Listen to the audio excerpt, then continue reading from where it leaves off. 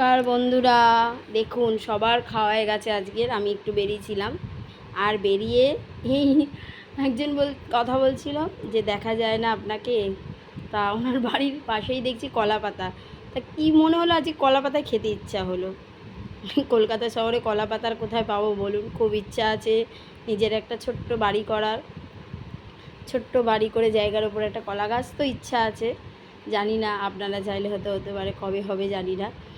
তা এত ইচ্ছে, তাই আজকে কলা পাতায় ভাত খাচ্ছি। আজকে আমি রান্না করেছি ডাল, হালকা করে মুসুর ডাল করেছি, আর এটা পটল আলু দিয়ে চিংড়ি মাছ দিয়ে তরকারি করেছি, আর একটু শাক ভেজেছি, আর আলু ভাতে। আজকে আমি একা, ও গন্ধরাজ লেবু। আজ আমি একা একা খাচ্ছি, কেউ নেই। চলুন খাই, দেখি কেমন হয়েছে। কি বলবো বন্ধুরা, কলা পাতা খাওয়ার মজাই আলাদা। বৌমা খাওয়া হয়ে গেছে, বৌমার জন্য এনেছি, ও বললো রাত্রে খাবো। তা কলা পাতা সত্যি খাওয়ার মজার আলাদা, দারুণ লাগছে কলা পাতায়।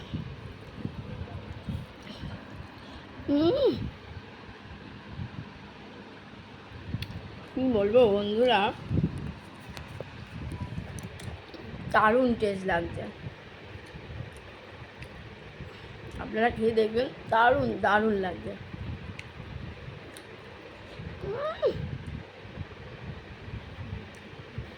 লেবু, গন্ধরাজ লেবু, মুসুর ডাল পাতলা করে, দারুণ।